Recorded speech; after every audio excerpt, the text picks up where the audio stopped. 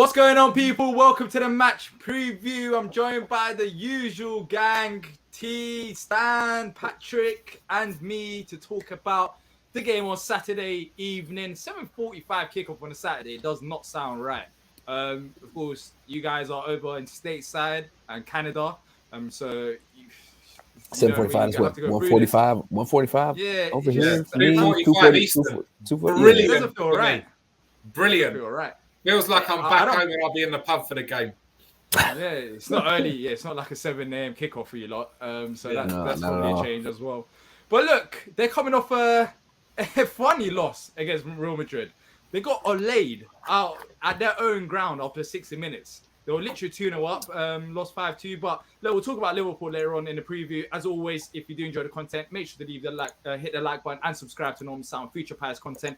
And share your thoughts ahead of the game in the comment section down below. Look, we're coming off a positive performance. I want to start off with that against Brentford. I know we got a point against them, but the performance overall was the thing that pleased me the most. We got a point. We tended to press them at key moments of the game. And for me, it was the best one since Bournemouth. So I'll start off with you, Patrick. When you see the changes that we made, Joachim Madison and Lokonga came into the side, and consider Liverpool's season so far, are you more confident than you were maybe a few days ago going into this game?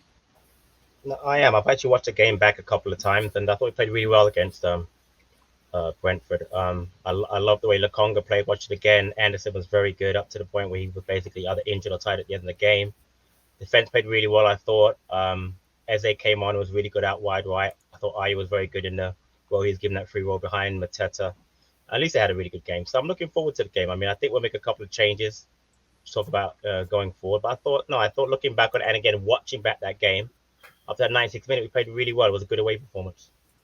Yeah, and what I like the most is that we changed in midfield in terms of bringing in Lokonga, and then we went more pressing. We weren't just sitting back for the game, and I think that's a simple solution to it. We just have been lacking midfielders to play alongside Decore to be able to play that pressing football. And when Lokonga came in, Vieira seemed like he went back to his old roots. Now, I'm not saying he's going to do that against Liverpool. Well, I'll ask you to this. I don't know if he'll be smart, but look, we're not that far off from being a better side. Not a side that's going to compete in the top 8, because we're still missing key players, as we mentioned literally every week on every show we talk about. But for UT, that lineup seemed very balanced. Do you agree with that, or do you think that there's still a few more adjustments that you'd like to see going into this game? Yes, I would like to see adjustments, but I liked some of the things that we did with that lineup. I mean, having Lokonga out there with Decore in that midfield is a difference maker. There's no doubts about it. I mean, it gives us a little bit better defensive sense in the midfield. It gives us way better passing ability. Therefore, it gives us way better possession ability. And I think against a team like Liverpool, it's going to be important. You know what I mean? Because when you're playing against teams that like to press, you need to have guys that are calm on the ball, and you need to have guys that can pass the ball. So having a guy like Decore in there and having a guy like Lokonga next to him gives us a bit of a foundation, I would say, towards dealing with pressure and keeping the ball and giving us opportunities to get into the offensive phase. And also, you need players that are good pressing. Not every player is good at pressing. We saw Conor Gallagher last season, how he was so good off the ball. And we've seen it with Schlupp playing in midfield, for example. He's not a good presser.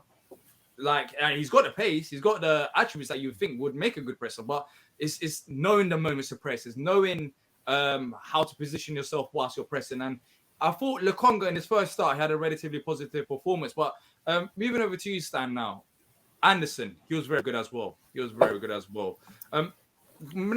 talking about the changes about Lokonga and Anderson, would you like to see further changes? Because I don't think everyone had a good game against Brentford. There is also that.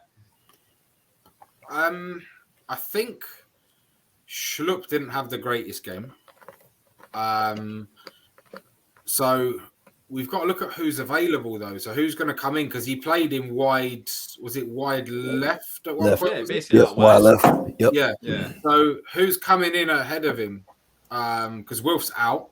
Ebbs, who came in for him and played over there. I mean, Ebbs played well. Is he going to start him against Liverpool? I mean, you know, I don't know, man. I think what's it called? We'll see. That's interesting to you because I didn't. Whilst writing down the show and planning it, I didn't think about Eb starting out wide. Would you want him to start out wide? Because that's not his position. But then when he did come off the bench, that was positive. Then again, it's hard. Where do you fit in? You could put potentially Elise down the left. This is different, but put Elise down the left hand side. Put Ayew down the right hand side. Patrick. For me, it's very simple. You start Edouard over Mateta up front, and you put Ebbs wide left. Leave Ayew in the middle. If it doesn't work out, just switch him. Put Ayew out wide left. Because it's not like we haven't played Ayew on the left before, and he hasn't done that in his career. It may not be the thing he wants to do, but you know what I mean. It's not because, like, first of all, it's not like Ayew's crossing any balls. Like, really, honestly, from either wing. It's not his thing. It's not what he does. No, he's not, yeah. If you play him on the left, at least he has the ability to cut inside on his preferred foot and take a shot if he gets the chance. But yeah, I'll go as far as saying that was his best game in about 2.5 years. No, it wasn't that good. He's had better games. Name me a better game since Vieira's been here that he's played. He was superb Saturday. And I've rated him so much, but he was superb.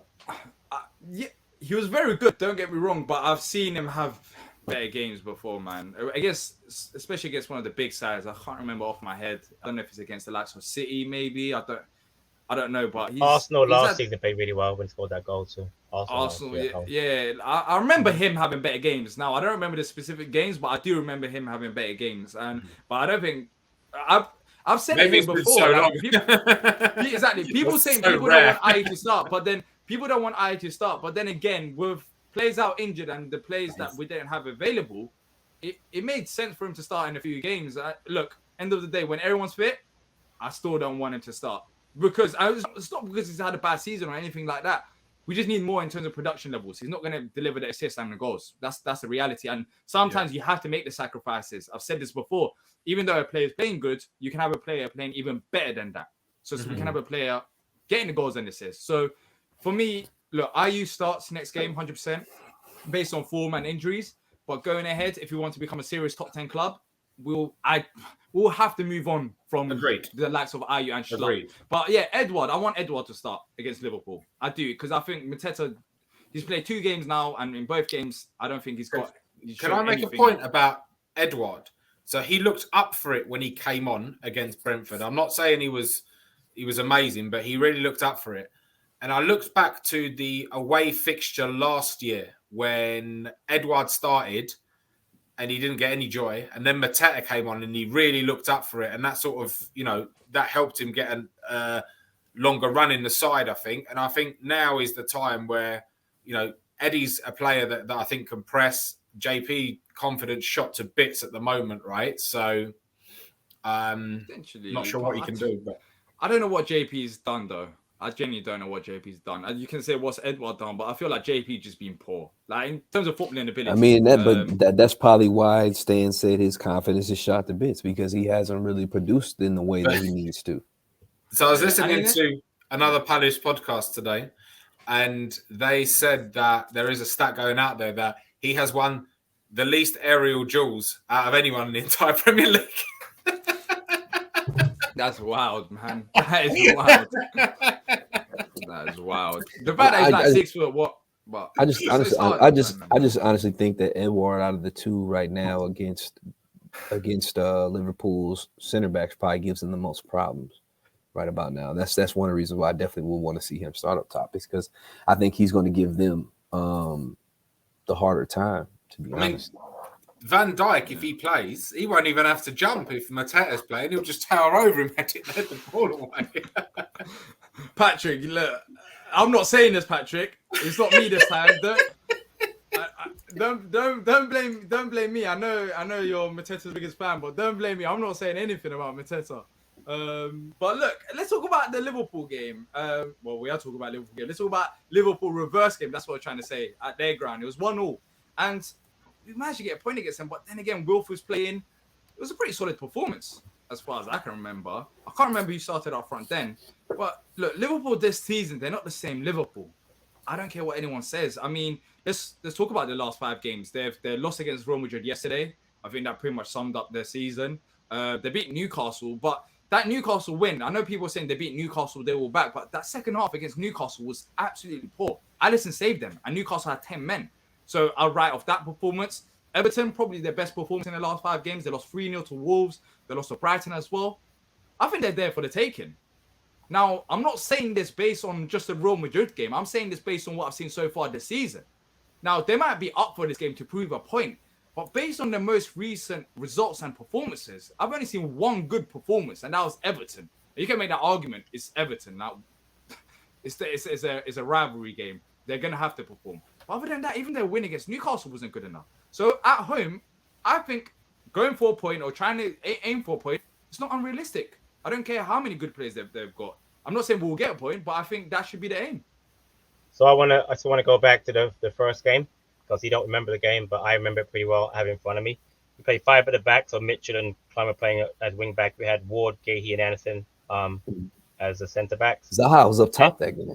Exactly. My game was get to that point. It's about Zaha can't play striker, but he played up front and he scored a goal. So I hate when people keep saying he can't play striker. Yes, he can. It has to be the right situation. Had to play like Eze on the field that can get him the ball, which he did. Remember that great ball that Eze played to him for that goal? Because Eze was on the wing that game. On the left, exactly. So my point is, it had Schlupp in the middle. I was pissed off about that when I first saw it. Are you on the right? Are you on the right? Exactly. So my point is that you got to give something. You got to give things time. I mean, I have no problem with Will playing central. He has the right players around him.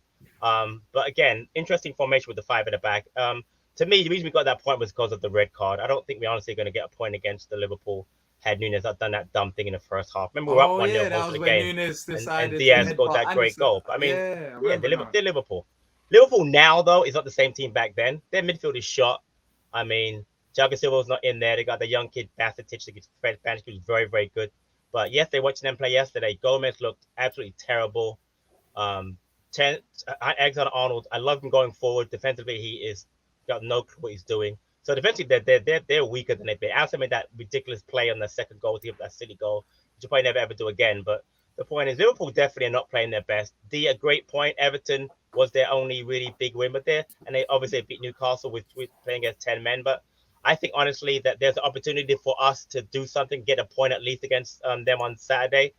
Difficult as it will be, but I think we can get some out of the game. But again, they're not playing well, and we just have to make the right decision as far as who starts and who plays. Yeah, so the problem about the Wilf situation is that according to the Athletic is that he's unlikely to feature at the Liverpool game. So it seems like it's going to be a bit too early for him. And there's also other injury updates as well. Tyrick Mitchell looks set to be available for the game against the Liverpool after coming off the game against Brentford last weekend with an ankle injury. So that's positive about Tyreek because I know, Patrick, you said that you liked his performance and I thought he was pretty solid as well, even though at times Mbeumo, the stats don't prove it, but I felt like at times Mbeumo ran past him. But yeah, Wilf missing is going to be huge because if we had Wilf going against Trent, boy, that just improves our chances even more. But that's just the basic. Like, that's not me giving crazy information. Of course, when you have Wilf in the side, you're going to be a better side. But look, head-to-head against them, boy, it's not looking good. Apart from the draw earlier on this season, we've lost the other remaining 4 games. So in the last 5 games, we had that draw 1-0. Then we lost 3-1 to them. We lost 3-0, 2-0, 7-0. But then again, that 1-0 and how they're playing this season, that just gives me the confidence. What have you guys made of 7-0 this season? Was a depressing day. Deep in COVID lockdown, and Roy Hodgson's the manager, and you're losing 7-0 to Liverpool at home. Wow. It couldn't get any worse than that. And it's tough. It's tough to go off that stat of like the last 5 games because we were a very different team then. I feel like Liverpool is a different team now than they were back then too. So, it's kind of hard to, like we're not the 7-0 Palace. We're not close to that. You know what I mean? No, we're not. So, yeah, I agree. Look, let's talk about the league table before we get the score predictions, as we always do. So pre-game week 24, let's show the league table right here. So as you can see, Palace are currently sitting on the spot that they love the most. And that is, of course, 12th. We're 12th FC. We've just been there literally for God knows how many weeks. But if we do win the game, we could go up to 11th. A draw could take us down to 14th. So we might lose our spot at 12th after all these times. And a loss could bring us down to 15th. But gents, as we always talk about, in terms of league table, despite not winning, despite not winning a game in 2023, it's still not far off Villa. I think it's right. I think we're the only. Well, there's 4 other teams, or 3 other teams apart from Palace that haven't won a game in 2023. We're still sitting 12th. I don't think we're in a bad position. And if we can get a positive result in this one, we're still dragging it out. I don't know how. Don't ask me how, but we are still dragging it out. I'll go to you, Patrick. In terms of the league table, a draw, 14th. When you talk about wins and losses and draws, do you think against Liverpool a point is enough? You got to take into account the opponent. I mean, they are still Liverpool. I mean, they are 8th. To me, a point would be very, very good. Again, we're just going through a very tough stretch. I mean, we can talk about this again. We played Newcastle, United twice, Brentford. We played all teams that are in the top 8. We lost one of the games to United, but the rest of them, we got points. Yes, the Brentford point was disappointing in the manner of it, but again, you got to look at it in perspective. 3 days later, I still think it was a good point. I mean, to go to Brentford to get a point was very good. Yes, I mean, the win would have been much more massive, and then take the pressure up to having to get more out of this game. But I think I'll look at the fixture. We got to get through the next few fixtures. We've got Liverpool now, then Villa, then City. We've got Brighton in there somewhere, and then Arsenal. I mean, the fixtures aren't getting any easier. We have to find a win at some point. So, we have to find a win in the next few games somehow. I see the Brighton Arsenal one, back-to-back wins there, but it's going to be hard with City, and it's going to be Villa as well. So maybe like 3 wins in the next 4 games. I'll take that, man. I'll take that. I agree. You're going to get clipped. Anyway, 17 minutes, 17-minute mark. Let's move on to the score predictions as we wrap up the show. Let us know your score predictions in the comment section down below. I'll start it off. I'm going for 1-1 Palace at Selhurst Park, evening game. They're going to be up for it, but I'd be very happy with the point. Can you stop? You can't go 1-1 to name a team. That by definition, that's a draw. No one wins. You don't go 1-1 Palace. Doesn't make any sense. Just so that you know. So anyway, continue. Well picked up, man. Seriously, 1-1 Palace. At least you're listening. That helps. But technically, it's not wrong. You can be 1-1 Palace. No, you can't. Is that wrong? You can't be 1-1 Palace. It's totally not right. But someone else can say 1-0 Palace. Okay, 1-0 No, you can go Liverpool. Palace 1, Liverpool 1, but you can't go 1-0 Palace. Thank you. But anyway, all right. So he's got 1-1. We remember his prediction 1-1. We got it. In my mind, in his mind, a tie is a win. Yeah, exactly. That's how bad it's got the past couple of weeks. Right, exactly. If you get a draw, it's a win. Patrick, go on, give us your wisdom. I'm gonna listen. We could have won last week. We've gone through a stretch of not winning since Bournemouth. I'm gonna go 2-1 Palace. 2-1 Palace. Yeah, I'm going for a win. What have you been drinking? Water. You're excited. Water. No, I'm drinking water as well. It's not gin. It's not vodka. We don't have any proof. We don't have any proof of that. Doesn't have what's happening in yours. Chug it right now. We don't know if that's not vodka. You got to chug that right now. I think I say that. All right, ready? I'll chug it right now. Ready? He drink it kind of slow. He drink it kind of slow. I don't know. He might be a drinker, man. Left. He might be a drinker. 2-1 Palace. You clip it. Stay positive. 2-1 Palace. Stay positive. Stay positive. What are we saying? Actually, do whatever you want. Do whatever you want. I don't want to pick your score predictions for you, but 3-1 Palace. Look at that, my man. Well, my man. I don't know what we. I don't know. My what, man. I don't know what's 3-1 Palace. One of them's going to be a Virgil van Dijk own goal. You know the problem, yeah. Now I'm not as optimistic because you lot are too optimistic. It's kind of ruined my score prediction. It's not optimism. It's not optimism. I wouldn't call it optimism. I'm just ready to see us put on the performance that we've been deserving for a little while, and I think Liverpool's in a place where we might get that. The performance was, to be fair, it was solid against Brentford. I meant like full end to end with the result that we feel like we deserve. Stan, how you feeling, man? We got 2 wins, a draw. We still got that 1 loss that no one said. Are you gonna go for the loss, draw, win? I'm gonna go exactly how you put it, but with a different score. 2-2 Palace. You should say 2-2 Liverpool. You know what? All right, cool. I just realized you can say 1-1 Palace if we're the last goal scorers. Then it makes sense. No, it doesn't. Then it feels like a win. No. No. It feels like a tie. That just could have been a loss. Imagine trying to get into D's brain right now. Why would you even bother against D's head? Yeah, you're right, D. 1-1, 1-1 all Palace makes total Let sense. us know what you guys think ahead of the game in the conversation down chat, below. put it in the comments. 1-1 Palace or 1-1 Liverpool, or 1-1 2-1 Palace. Palace, Put it in 2-1 the Liverpool. comments. Let us know in the conversation down below. As always, if you have enjoyed it, smash the like button, subscribe to not miss out on future Palace content, and until next time, up the Palace.